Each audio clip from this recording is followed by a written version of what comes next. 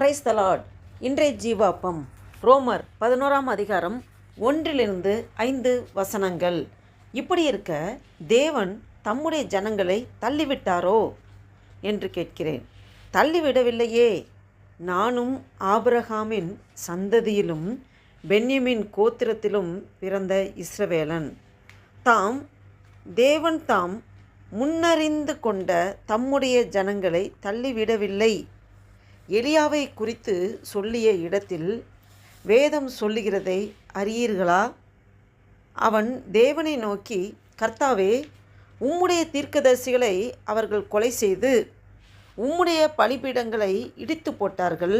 நான் ஒருவன் மாத்திரம் மீதியாய் இருக்கிறேன். என் பிராணனையும் வாங்க தேடுகிறார்களே என்று இஸ்ரவேலருக்கு விரோதமாய் விண்ணப்பம் பண்ணினபோது அவனுக்கு உண்டான தேவ உத்தரவு என்ன? பாகாலுக்கு முன்பாக முழங்காற்படியிடாத 7000 பேரை எனக்காக மீதியாக வைத்தேன் என்பதே. அப்படி போல இக்காலத்திலேயும் கிருபையினாலே உண்டாகும் தெரிந்து கொள்ளுதலின்படி ஒரு பங்கு மீதியாயிருக்கிறது. ஆமேன், அல்லேலூயா. பாருங்கள், இது முந்தின வசனம் நம்ம நேற்றைய தினத்தில் கூட பார்த்தோம். அந்த இஸ்ரவேல் ஜனங்கள், ஆண்டவரால் தெரிந்து கொள்ளப்பட்ட ஜனங்கள், ஆண்டவருக்கே கோபத்தை உண்டாக்கும்படி அநேக காரியங்கள் நடக்கும்போதும் ஆண்டவர் தள்ளிவிட்டாரா? இல்லை. அதை தான், அதோட கண்டினியூஷன் தான் இன்றைக்கி பார்க்குறோம். இப்படி இருக்க தேவன் தம்முடைய ஜனங்களை தள்ளிவிட்டாரோ என்று கேட்கிறேன். தள்ளிவிடவில்லையே. நானும், யார் இது சொல்கிறதுனா, அப்போஸ்தலனாகிய பவுல் சொல்கிறாரு, நானும் ஆபிரகாமின் சந்ததியிலும் பென்யமின் கோத்திரத்திலும் பிறந்த இஸ்ரவேலன் அப்படின்னு சொல்லி அப்போஸ்தலனாகிய பவுல் சொல்கிறார். இன்னும் மேற்கொண்டு, தேவன் தாம் முன்னறிந்து கொண்ட தம்முடைய ஜனங்களை தள்ளிவிடவில்லை. ஆண்டவர் ஜனங்களை அவர் செலக்ட் பண்ணியிருக்கார், அவருக்கென்று பிரித்தெடுத்திருக்கார் என்றால் அவர் ஒருபோதும் தள்ளிவிட மாட்டார். பாருங்கள், எலியாவை குறித்து எக்ஸாம்பிள் சொல்கிறார். எலியாவை குறித்து சொல்லிய இடத்தில் வேதம் சொல்லுகிறதை அறியீர்களா? அவன் தேவனை நோக்கி, கர்த்தாவே, உம்முடைய தீர்க்கதரிசிகளை அவர்கள் கொலை செய்து உம்முடைய பலிபீடங்களை இடித்து போட்டார்கள். நான் ஒருவன் மாத்திரம் மீதியாக இருக்கிறேன்.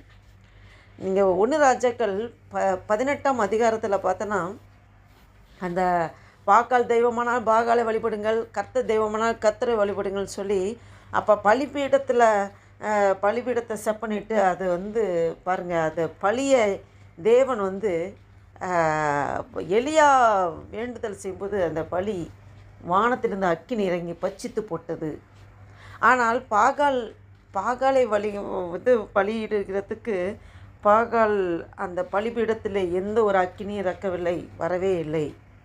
அப்போ பாருங்கள், அப்போ கத்த தெய்வமானால் கத்தரை பின்பற்றுங்கள் என்று சொல்லி அது பெரிய அந்த இடத்துல தீர்க்கதரிசிகளெல்லாம் பாகாலின் தீர்க்கதரிசிகளை கொன்று போடுகிறான்.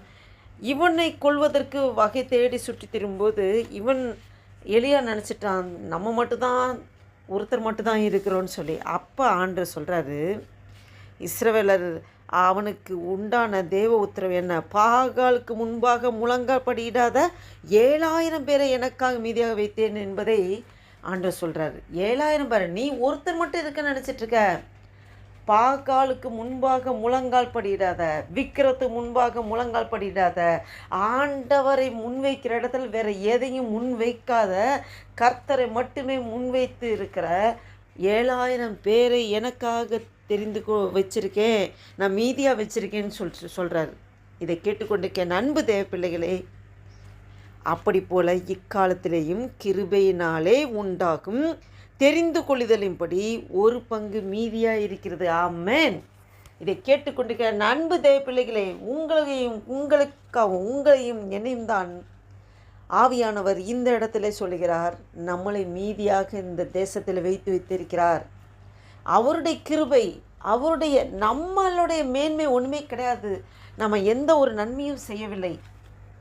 அவர் நம்மளை தெரிந்து கொண்டிருக்கிறார், அவருக்கென்று வேறு பிரித்திருக்கிறார். நாம் அவருடைய ஊழியத்தை செய்யும்படியாக நம்மளை மீதியாக வைத்திருக்கிறார். பாருங்கள், அப்படி போல் இக்காலத்திலேயும் இந்த காலகட்டத்திலையும் கிருபையினாலே உண்டாகும் தெரிந்து கொள்ளுதலும்படி, கிருபையினாலே உண்டாகும் தெரிந்து கொள்ளுதலும்படி. நாம் ஒரு நாள் உலக பிரகாரம் வாழ்ந்து பாவ சேற்றிலே உருண்டு கிடந்தோம். ஆண்டவர் நம்மளை தேடி வந்து பாவ குழியிலிருந்து நம்மளை தூக்கி எடுத்த அவருடைய கிருபையினாலே நம்மளை தெரிந்து கொண்டிருக்கிறார். உலகத்தில் எத்தனையோ மக்கள் வாழ்ந்து கொண்டிருக்கிறார்கள். அப்படி இருக்கும்போது நம்மளை தேடி வந்து, நீ எனக்கு வேணும், நீ என்னுடைய ஊழியத்தை செய்ய வேணும், நான் உன்னை தெரிந்து கொண்டேன். உடைய ஆண்டவர் தன்னுடைய கிருபையினாலே உண்டாகும் தெரிந்து கொள்ளும்படி ஒரு பங்கு, அந்த ஒரு பங்கு மீதியாக இருக்கிறதில்லே. இந்த வீடியோவை கேட்டுக்கொண்டிருக்க நீங்களும் நானும் அந்த ஒரு பங்கிலே அடங்கியிருக்கிறோம். அல்லேலூயா.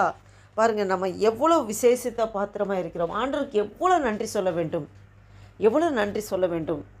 எவ்வளோ மனுக்குள்ள எத்தனையோ லட்சமான ஜனங்கள் வாழ்ந்து கொண்டு, கோடான கோடி ஜனங்கள் வாழ்ந்து கொண்டு இருக்கும்போது நம்மளை தேடி வந்து நம்மளை முன்குறித்து அழைத்து வேர்பிரித்து அவருடைய பிள்ளையாய் மாற்றி நாம் இந்த அவருடைய கிருபையினாலே நாம் ஆண்டவருக்காக எழும்பி பிரகாசிக்கும்படியாக மீதியாக நம்மளை வைத்திருக்கிறார். அல்லேலூயா.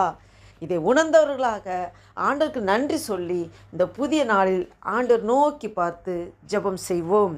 அன்பும் இரக்கம் நிறைந்த பரம தகப்பனே, உம்மை நன்றியோடு துதிக்கிறோம் ஐயா, ஸ்தோத்தரிக்கிறோம். இந்த அருமையான நாளைக்காக நன்றி செலுத்துகிறோம் அப்பா. எங்கள் வாழ்நாட்களில் ஒரு நாளை கூட்டி கொடுத்தீரே, நன்றி தகப்பனே, நன்றி தகப்பனே. காலைதோறும் உடைய கிருபைகள் புதிதாக இருக்கிறது என்று சொல்லிக்கிறாண்டவரே. அதிகாலை தேடுகிறீர்கள், என்னை கண்டறிவார்கள் என்று சொல்லியிருக்கிறாண்டவரே. அப்பா ஸ்தோத்திர கர்த்தாவே, அப்பா எங்கள் நிமித்தமாக உடைய நாமம் மகிமைப்படும்படி அப்பா எங்களை ஒரு பங்கு நீர் அப்பா தெரிந்து கொள்ளப்பட்ட ஒரு பங்காக எங்களையும் நீர் முன் குறித்திருக்கிறாயா. இந்த வீடியோவை கேட்டுக்கொண்டு பார்த்து கொண்டிருக்க ஒவ்வொருக்காக வேலை அப்பா ஜெபிக்கிறோம் ஆண்டவரே. அப்போ அந்த புதிய நாளில் உடைய புதிய கிருபை பெற்றுக்கொண்டு உமக்காக ஓடி உழைக்க, உடைய நாமத்தை மகிமைப்படுத்த, உமக்கென்று சாட்சியை எழுப்பி பிரகாசிக்க அப்பா எங்களுக்கு இந்த கிருபை பாராட்டுகிறதுக்காக ஸ்தோத்திரம். அனுதினமும் உங்கள் ரட்சிப்பு நிறைவேற பிரயாசப்படுங்கள் என்று நீ சொல்லியிருக்கிற ஆண்டவரே. அனுதினமும் ஆண்டவரே அப்பா நீர் ஆண்டவரே அப்பா எங்களை ரட்சித்திருக்கிறீர். அந்த ரட்சிப்பை இறுதி வரை அப்பா நாங்கள் காத்து கொள்வதற்கு அப்பா உம்முடைய கிருபை எங்களுக்கு வேணும் ஆண்டவரே. அனுதினமும் எங்கள் ரட்சிப்பு நிறைவேற பிரயாசப்படுங்கள் என்று சொல்லிக்கிறீர் அப்பா. அந்த ரட்சிப்பை ஆண்டவரே அப்பா இறுதி வரைக்கும் காத்துக்கொள்ள அப்பா நீங்கள் கிருபை தாங்கப்பா, கிருபை தாங்கப்பா ஆண்டவரே. நன்றி தகப்பனே, நன்றி தகப்பனே. நீங்கள் எங்களை தெரிந்து கொண்டிருக்கீங்கப்பா. எவ்வளோ விசேஷத்தை பாத்திரமாக எங்களை வைத்து வைத்திருக்கிற ஆண்டவரே. நன்றி தகப்பனே. இந்த 2025 வருஷத்தின் ஆகஸ்ட் மாதத்தின் ஆண்டவரே 8ஆம் தேதியை காண கிருபை செய்த தேவனே நன்றி தகப்பனே. ஸ்தோத்திரம் ஆண்டவர். இந்த நாளைக்கு கைட்டு செய்கிற எல்லா வேலைகளும் ஆசீர்வதிங்கப்பா. பலப்படுத்துங்க, பாதுகாத்து கொள்ளுங்க, மீதியாக முழுதும் பொறுப்படுத்திக் கொள்ளுங்க. உமைக்கே துதி கன மகிமையெல்லாம் செலுத்துகிறோம். இயேசு கிறிஸ்துவின் நாமத்தினாலே ஜெபிக்கிறோம் ஜீவனுள்ள எங்கள் நல்ல பிதாவே. ஆமேன், ஆமேன்.